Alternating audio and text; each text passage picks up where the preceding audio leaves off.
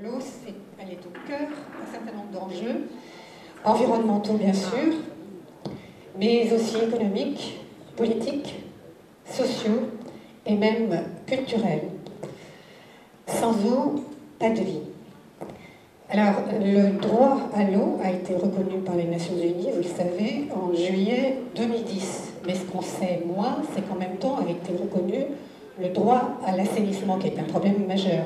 Il faut savoir que l'eau, dans le monde, tue plus que n'importe quelle maladie. Mais maintenant, il faut que ce droit soit concrétisé. Il faut l'écrire dans les constitutions et le transcrire dans les droits nationaux. Alors on a bien pour l'instant une directive cadre européenne qui affirme que l'eau n'est pas une marchandise comme les autres, mais pour descendre d'un cran, par exemple, il n'est pas, sauf erreur de ma part, inscrit dans le droit français. Le problème, c'est que tout le monde est d'accord sur le principe, mais qu'on dit qu'on n'a pas l'argent pour couvrir le coût que cela nécessite. Alors il y a eu des évaluations de ce coût. Ça a été évalué à 200 milliards d'euros, c'est une évaluation qui a été contestée. Et ce problème ouvre sur la monétisation des biens naturels. Donner une valeur économique à l'eau, c'est devenu une priorité, moi j'irais jusqu'à dire un peu une obsession. C'est ce à quoi sont en train de travailler les universités françaises, américaines, britanniques, allemandes, italiennes. La priorité de toutes les recherches de l'Union européenne en matière d'eau. Et le problème est donc politique. Et il y a un économiste italien qui s'appelle Riccardo Petrella qui pose un certain nombre de questions. Il dit que le problème est de savoir si nos sociétés sont disposées à dire qu'il y a des biens et des services qui sont, je cite, fondamentaux, insubstituables et essentiels à la vie, qui relèvent de la responsabilité de la société. On sait le dire dans le domaine de la défense. Qui paye pour le porte-avions Charles de Gaulle? Les contribuables. Ces derniers semblent avoir accepté l'idée que la défense, étant une fonction collective, visant à assurer une sécurité commune, elle doit être prise en charge par la collectivité à travers la fiscalité. Pourquoi l'eau serait-elle moins importante que la défense? Le contribuable serait prêt à payer pour aller bombarder, alors c'était l'époque de Rio, pour aller bombarder la Libye, pour envoyer de jeunes Français se faire tuer en Afghanistan.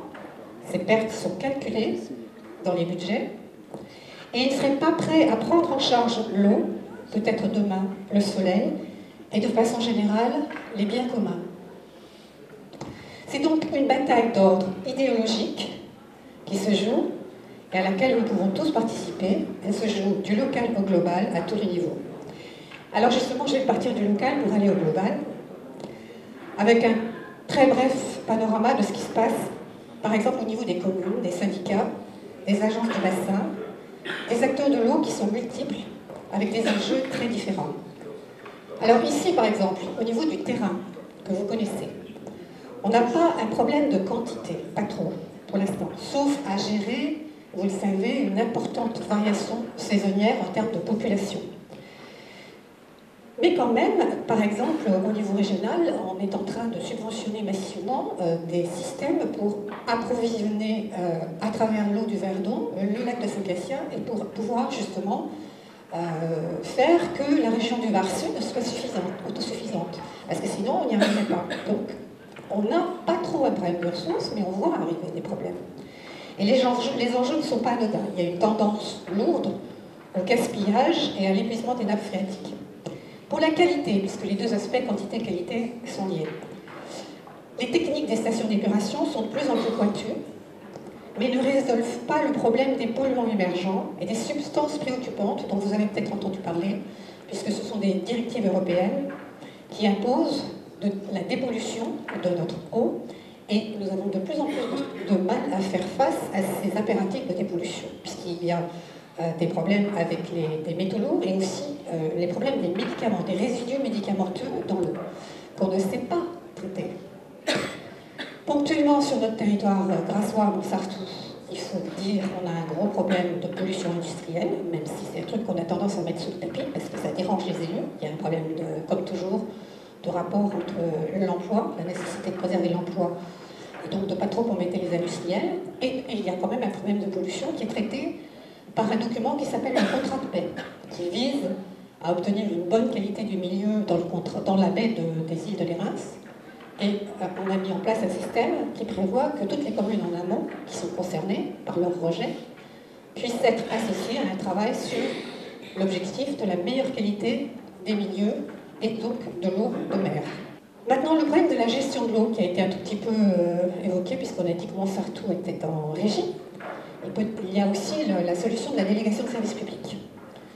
Alors je vais dire que cette délégation à des multinationales privées, c'est quand même une spécificité française et que c'est une absurdité, dans la mesure où, indépendamment du problème aigu du fonctionnement de ces groupes que vous connaissez tous, que ce soit l'opacité, l'abus de position dominante ou autre, donner à gérer l'optimisation de la ressource à une entreprise dont les bénéfices dépendent de la consommation qu'on en fait, c'est juste incohérent.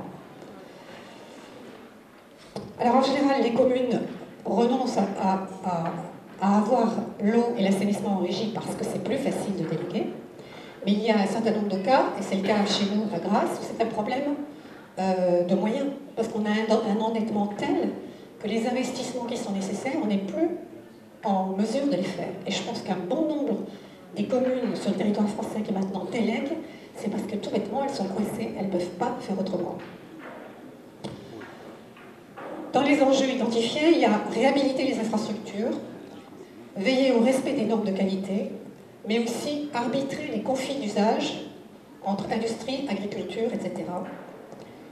Il faut promouvoir des techniques alternatives de production d'eau et d'assainissement, comme la récupération d'eau de pluie, le recyclage des eaux usées, le lagunage, le pompage manuel à énergie solaire, et surtout anticiper les enjeux du changement climatique, inondations, sécheresse, salinisation de l'eau douce. Alors maintenant, au niveau régional, il y a un certain nombre de dispositifs qui existent, qui visent à gérer et protéger la ressource, comme justement ça s'appelle le SOURCE, c'est le schéma d'orientation pour une utilisation raisonnée et solidaire de la ressource en eau. Et il y a un plan régional pour l'eau. Sur le plan national, la qualité des milieux est mauvaise. Il y a une directive européenne qui vise à obtenir de la France un bon état des milieux en 2015 et on aura beaucoup de mal à y parvenir. Et il ne faut pas oublier non plus l'enjeu particulier de notre territoire, la Méditerranée. Pour finir, au niveau international, alors ça c'est à une autre échelle, c'est 1 milliard de personnes qui n'ont pas d'accès à l'eau potable et 2,5 milliards qui ne disposent pas d'une eau saine. 15 000 personnes, dont 6 000 enfants, ça paraît abstrait, mais réalisons, meurent chaque jour de maladies liées au manque d'eau potable, source UNESCO. Pour anticiper l'avenir, les prévisions, les besoins en eau devraient passer de 4 500 milliards de mètres cubes actuellement à 6 900, presque 7 000 en 2030. 4 pays, Chine, Inde, Afrique du Sud et Brésil, devraient représenter 42% de la demande mondiale et le problème du déficit en eau va se poser, y compris au-delà de ce que nous anticipons tous, pesant sur l'avenir de l'économie et présentant une menace majeure. À l'origine de ces besoins en hausse, croissance économique et développement, ce qui nous ramène comme toujours à des impasses structurelles auxquelles nous n'apportons pour l'instant pas vraiment de réponse, malgré les différentes interventions. Alors quelques remarques, l'eau c'est l'agriculture dans un contexte de métropolisation et de littoralisation qui concerne tous les pays, et l'impact des dérèglements climatiques avec la salinisation, y compris de l'eau qui est réservée à l'agriculture, les inondations et les réfugiés climatiques. Une remarque aussi, l'achat massif de terres agricoles qui est souvent dénoncé, c'est souvent l'achat en même temps de l'eau qui est sur place, des nappes phréatiques qui sont souterraines. Donc ça va être un problème qu'on va voir émerger très rapidement.